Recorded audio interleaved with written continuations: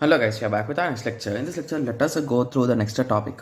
Okay, so this is a direct mapping, guys. So in our previous lecture, I have given you some overview, right? So about normal how, with the help of with the help of the word number, how you can identify the block number and block offset, right? Yes. Okay. So in this lecture, let us learn how exactly direct mapping will work, guys. Okay. So if you recall, what is the concept or why do we learn this mapping concept, guys? So if you recall, whenever in our main memory we will have many blocks, right? So you might be having 8 blocks. So based on our example which we will be using, we are having 8 blocks in our main memory. Okay, and we are having 2 cache lines. So there are not this many, there are only 2 cache lines. So if you want to store blocks here, at any moment of time, how many can you store, guys? You can store maximum of 2, right? So you can take the first one guy here, second guy here, and the rest all cannot be taken place because there is no slots, right? Yes. So that is the main reason why here we will be following the concept of a mapping, guys. Okay, so how exactly we will map them, guys? So the concept which we will apply here is we will follow the linear method, guys. Okay, so assume B0, B1, B2, B3, B4, B5, B6 and B7. So we are having cache line 1, cache line 2. So the first guy give to this guy, the second give here, third give here, fourth give here, fifth give here, sixth give here, seventh give here, eighth give to this guy. Got it? Yes. So I think now everyone understood, right? So how exactly we will map them? So most of you got the idea with respect to the theoretical part, how they are mapped. But in binary code, how you will identify is what we will learn in this lecture, guys. How exactly you can identify. Okay. Yes. And one more thing is, okay, so here in C1 or C0, so let me write it C0 and this as C1. Okay, so in C0, who can go, guys? B0 can go, B2 can go, B4 can go, B6 can go. In C1, B1 can go, B3 can go, B5 can go, B7 can go. Okay, so assume that at some point of time we want in C0 we want B0 done, in C1 we want B3 done. So we can have these type of slots, right? So among this you can select one, among this you can select one, but these two are taking slots, guys, assuming that way. So B0 and B3 are occupying C0 and C1. Okay, so assume that at this moment of time B6 got some important work, like you want to read the data from B6. So at that time what should happen? So this B0 should be replaced with B6, right? Yes. So assume that after some time B3's work is done, so this item has been left, so this slot is empty now. Okay, so assume that B4 wants to read something. Okay, so at this time B4 will replace this B6. So in this way the replacement will work, guys. Okay, so now I think one of like few students have understood that there is some drawback here, right? Yes. So assume that you are having 4 C's, guys. That is nothing but 4 cache lines. C0, C1, C2, C3. Okay, so assume the same 8 items. Let us map here. Okay, so if I map here, B0 can come, here B1 can come, here B2 can come, here B3 can come, here B4 can come, here B5 can come, here B6 can come, B7 can come. So I gave 4 cache lines and 8 blocks, guys. So this is one more example, okay, to show some drawbacks or some disadvantages in this direct mapping. Okay, yes. So the thing is, assume that you want to open a particular file and your requirement is a B0 B4, B0 B4, B0 B4 in this pattern. Okay, so firstly you will open B0. So because the C0 slot is empty, so you can open B0. Okay, but when it comes to if you want to open B4, the block 4, what will happen, guys? Already C0, the slot where you can place B4 is filled. Even though rest slots are empty, you are forced to pop this out and to push this. Again you want B0. So this process will continue even though there are slots. So this is the major disadvantage with respect to direct mapping, guys. So that is the reason why we will be learning other mapping methods also. Okay, yes. So now you got an idea, right? So what is the direct mapping? What are the disadvantages and all those things, right? Yes. So now let us go through the problematic way. So how you are going to identify and what are the things which the examiner wants to know. Okay, yes. So in direct mapping schema, the main memory blocks are directly mapped onto a particular cache memory, many to one mapping. Okay, so many items are mapped to a one slot. Got it? Yes. So assume same 4 words are in each block like previous page. So in B0 we are having 4 words. word 0, word 1, word 2, word 3. So in that way we are having. So this is nothing but the same structure I am giving. I am taking an example. Okay. Yes. Okay. So now let us go through the same concept, guys. So the concept is to find exactly to which line it is going. Okay. So now the question is, so let us take the same word. So I think again here also I took word 18 only. Okay. So assume that word 18 will go to which block, what is the block offset, what is the exact cache line it is going. So these are all our questions, guys. Okay. Yes. So let us start solving it. Okay. So our 18, how you will be writing it is a 10010, right? Yes. So I told you the first two things will say the block offset, right, guys? If you are having a doubt like what is this block offset and all those things, so please watch the previous lecture, guys. Okay. Yes. So this is our block offset. So basically it is a nothing but, so it is a 2. So 18 is the second word, right? Yes. So if you even observe the diagram, it is a 0th word, first word, second word. So it is the second word. Yes. Okay. So moving on, this part, the first part, it will say you the block number. Okay. So 100 is a nothing but what is the number, guys? It is a nothing but I think 4, right? Yes. So it is a saying this word 18 will be in block 4. So is that true?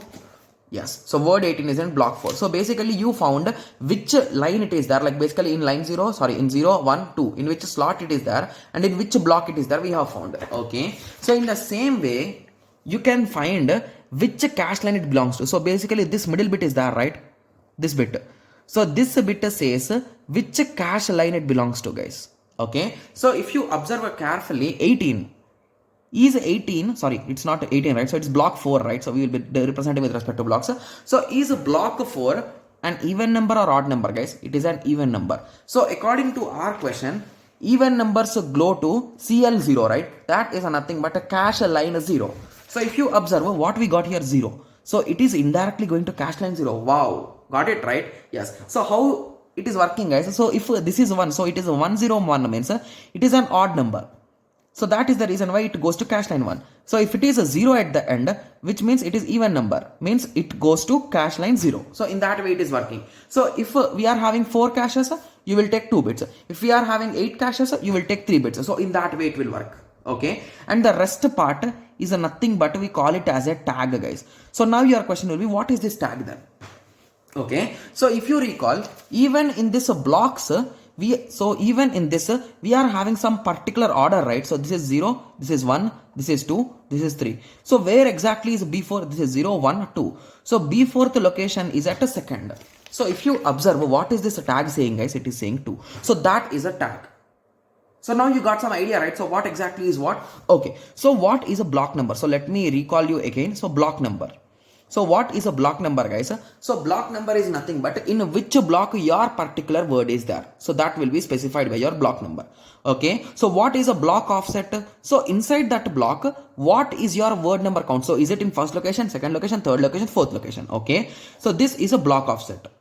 Okay. Yes. So in this, how many bits, how many caches we are having, that many cache lines you will have, guys. So basically if you are having 4 cache lines, 2 power 2 is nothing but 4. So basically 2 bits will be for the cache line.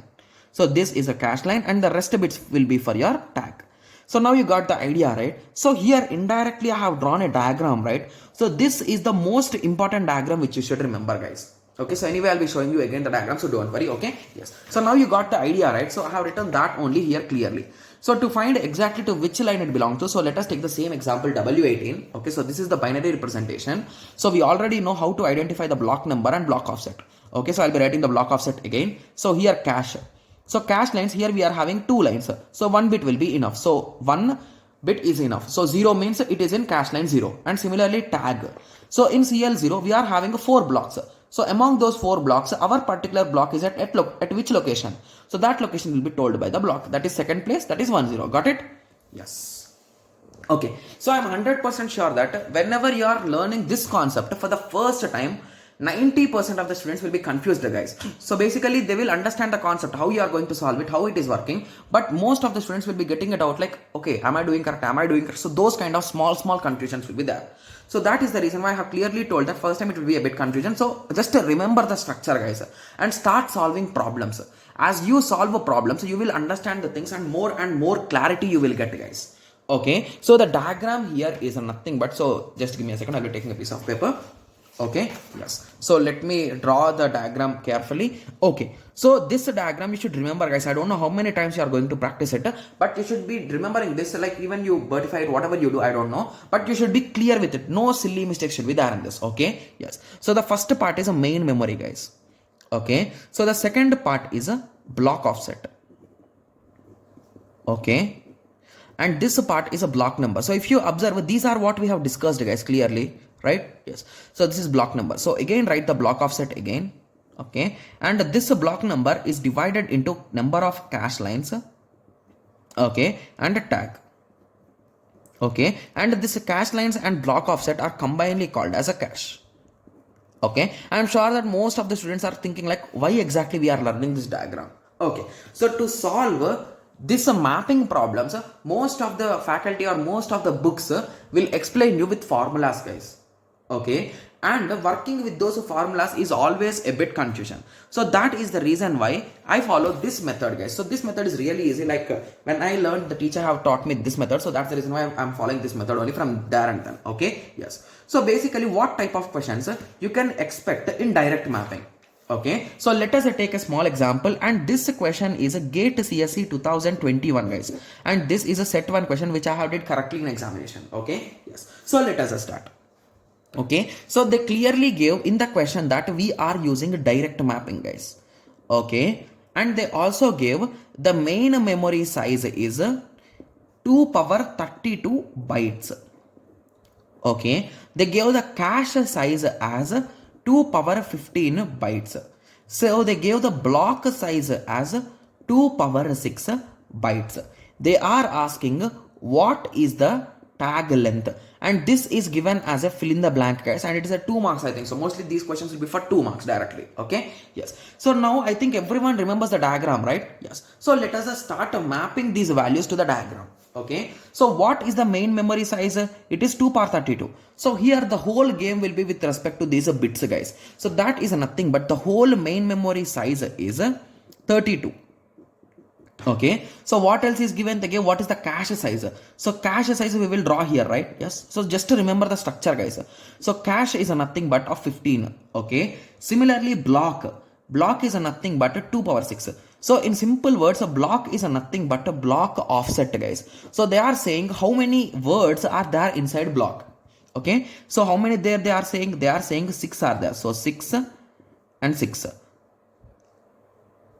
Okay, so with this understanding, I think most of you have identified few things, right? So we know the cache length, we know the block offset, we don't know how many cache lines are there. So with that understanding, I think everyone has derived the formula. Cache is equals to cache lines plus block offset, right? So with that understanding, you can fill this particular blank with 9 bits, right? So 9 plus 6 gives 15. Got it? Yes. In the same understanding, how many block numbers are there? It is nothing but 32 minus 6. That is a 26 block numbers are there. Got it? Yes. Similarly, what about this length? It is nothing but 32 minus 15. That is a 17. So what is the length of the tag bit, guys? It is a 17. So that's all. What they asked what is the length of the tag? It is 17 bits. Got it? Yes. This is the GATE 2021 set 1 question, guys. It's just this year question, to be clear, right? Yes. So now you got an idea, right? So how easy these questions are. The only thing is you should remember the structure, guys.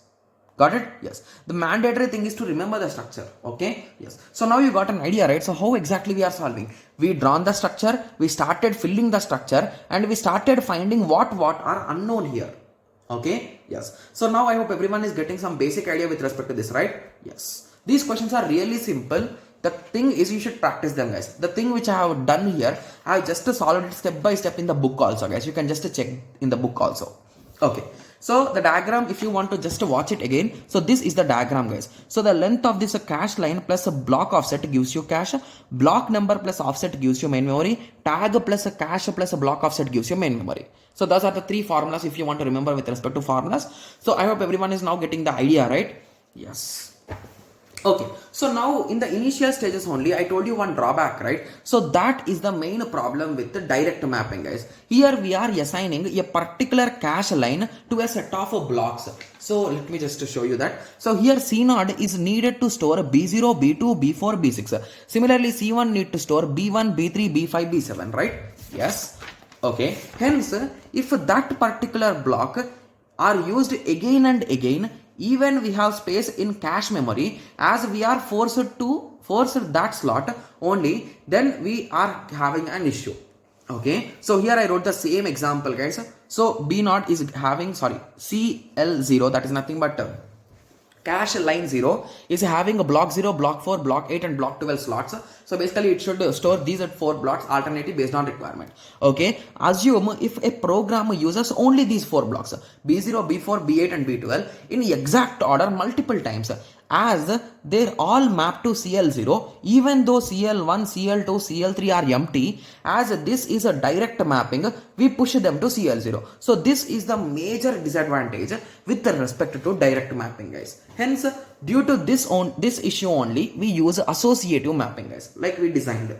Okay, so now you got an idea, right? So in this lecture only, we have learned how exactly direct mapping is working. Okay, then we learned how to draw the diagram and how to solve any question given on direct mapping. Okay, so any question you take, guys, on direct mapping, these parameters will be just asked. They will use some parameters, they will ask other parameters. So that is the whole logic of this topic. Okay, yes, and then we discussed what is the problem with respect to direct mapping. Okay, yes. Okay, so now I hope everyone got a clear idea with respect to this topic, right? Yes, guys, anyway, there are almost 10 questions or 10 to 15 questions from this whole mapping concept. Okay, so as we are discussing the problems, and in PYQPs we will be discussing each and every problem in detail, guys. So there will be no doubts for you in future, so don't worry. Okay, yes. Okay, yes. So I hope everyone got a clear idea with respect to direct mapping. So in the next lecture, let us continue with associative mapping. Okay, yes. So let us meet in the next lecture. Thank you. Thanks for watching. Like, share and subscribe for more awesome videos like this. Thank you.